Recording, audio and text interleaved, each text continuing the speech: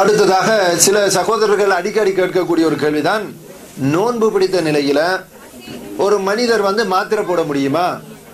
ஒருத்தர் என்ன கேட்கிறாருன்னு கேட்டா, நான் நோயாளி, நான் நோன்பு பிடித்திருக்கிறேன், வைத்தியர் ஆலோசனை தந்திக்கிறார், நான் மாத்திரை பாவிச்சு தான் ஆகணும், நான் ஒரு சுகர் பேஷண்டாக இருக்கிறேன், அல்லது ஒரு பிரஷர் போன்ற நோய்கள் இருக்குது, நான் சாப்பிடாம இருப்பதினால எனக்கு கேடு வரும் என்று வைத்தியர் அட்வைஸ் பண்ணிக்கிறாரு.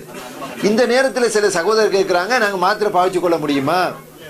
இன்னும் சில சகோதரர்கள் எப்படி கேட்கிறாங்க, நாங்கள் தண்ணீர் ஒன்றும் குடிக்கல, மாத்திரையை மட்டும் அப்படி உள்ள போட்டு விழுங்க முடியுமா? வேறு எதுவுமே தண்ணீரோ வேறு எதுவுமே கிடையாது, அந்த மாத்திரையை மட்டும் உள்ள போட்டு விழுங்க முடியுமான்னு கேட்கிறாங்க. ஒரு விஷயத்தை நீங்க விளங்கி கொள்ளணும் என்னன்னு சொன்னா, நீங்க நோன்பு பிடிப்பதன் மூலமாக உங்களுடைய நோன்புக்கு உங்களுடைய உடலுக்கு ஏதாவது கேடு வரும் என்று வைத்தியர் சொன்னால், நீங்கள் சாப்பிடாமல் மாத்திரை பாவிப்பாமல் இருப்பதினால் உங்களுடைய உடம்புக்கு கேடு என்று வைத்தியர் ஆலோசனை தந்திருப்பார் என்று சொன்னால், நீங்கள் நோயாளி. நீங்க நோயாளி என்று எப்பொழுது ஆகிவிட்டீர்களோ, உங்களுக்கு அந்த நோயாளிகளுக்குரிய சலுகை என்ற சட்டம் வருது. அல்லாஹ் குர்ஆன்ல சொல்லானே, ஃபைன்கான மின்கும் மரியலன் அலா சபரின் ஃபைதத்து மின் அய்யாமின் உஹர், உங்களில் ஒருவர் நோயாளியாக இருந்தால் அல்லது பயணியாக இருப்பார் என்று சொன்னால், அவர் அந்த நோன்புக்கு பதிலாக அந்த நோன்பை விட்டு அதுக்கு பதிலாக இன்னொரு நாளில் நோன்பு நோட்டுக் கொள்ளட்டும். இது அல்லாஹ் தஆலா திருமறை குர்ஆன்ல சொல்லுகிறார். அப்ப மாத்திரை பாவிக்கக்கூடிய அளவுக்கு நீங்க ஒரு நோயாளி என்று வைத்தியர் சொல்லி இருந்தா, நீங்க என்ன செய்யலாம், அந்த நோன்பை விட்டு உங்களுக்கு வேறொரு காலம் பிடிக்க முடியுமா தான் பிடிக்கலாம். இல்லைன்னு சொன்னா நீங்க ஃபிதியா கொடுக்கணும், ஒரு ஏழைக்கும் உணவு கொடுக்கணும். இதை திருமறை குர்ஆன் உங்களுக்கு சொல்லி தருது. அதுல இன்னும் சில வைத்தியர்கள் ஆலோசனை தருவாங்க, எப்படி நீங்க நோன்பு பிடிக்கிற நேரத்துல மாத்திரையை போட்டுக்கொள்ளுங்க, நோன்பு திறந்த உடனே மாத்திரை போடுங்க, அப்படி என்று சிலருக்கு ஆலோசனை கொடுப்பாங்க.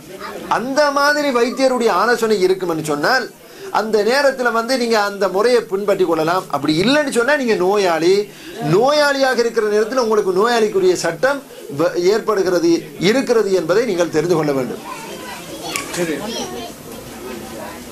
அடுத்ததாக இந்த நோயாளிகளுக்குரிய நோன்புடைய சட்டத்தில் ஒரு விஷயம்தான், நோன்பு பிடித்துக் கொண்டிருக்கிற நேரத்தில் ஏதாவது சேலைன் போன்ற பொருட்களை இன்ஜெக்ட் பண்ணாங்க, இன்ஜெக்ஷன். இதை பொறுத்த வரைக்கும் சேலைன் என்பது அல்லது இன்ஜெக்ஷன் என்பது நபிகள் நாயகம் ஸல்லல்லாஹு அலைஹி வஸல்லம் காலத்தில் இருந்தது கிடையாது.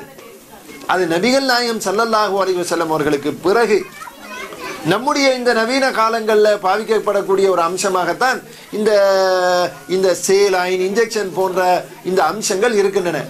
இப்ப நோன்பாளி ஒருவர் நோன்பு பிடித்திருக்கிற நேரத்தில் அவர் சாப்பிடவும் இல்லை குடிக்கவும் இல்லை, ஆனா ஒரு இன்ஜெக்ஷன் ஒன்று பாவிக்கிறாரு அல்லது ஏதாவது சேலன் ஏதாவது பாவிக்கிறாரு, இதனால நோன்பு முறியுமா முடியாதா? அதுதான் கேள்வி. ஒரு நவீன பிரச்சனையாக இருக்கிறதுனால நாங்க குர்ஆன் ஹதீஸ்ல ஏதாவது இதுக்கு இடம் இருக்குதா, இதை எப்படி அணுகி பார்க்கலாம் அப்படி என்றுதான் இதை சிந்திக்க வேண்டி இருக்குது. முதல் விஷயம் என்னன்னு கேட்டா, நோன்பு பிடித்திருக்கிற நேரத்துல ஒரு மனிதர் சாப்பிட்டு குடித்து ஏதாவது இயற்கையாக தான் சாப்பிட்டு குடிக்கக்கூடிய அந்த அமைப்புல ஏதாவது உள்ளே சென்றால் நோன்பு முறியும், அது தெளிவு.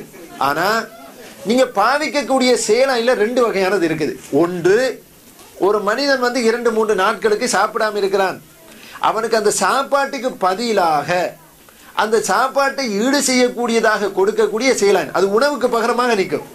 உடலுக்கு தேவையான குளுக்கோஸ், அந்த கேலரிஸ், அதுக்கு தேவையான அந்த கனி உப்புக்கள், அதெல்லாமே ஒன்றரை கலக்கப்பட்டு உடம்புக்கு சேலைனாக ஏற்றப்படுது.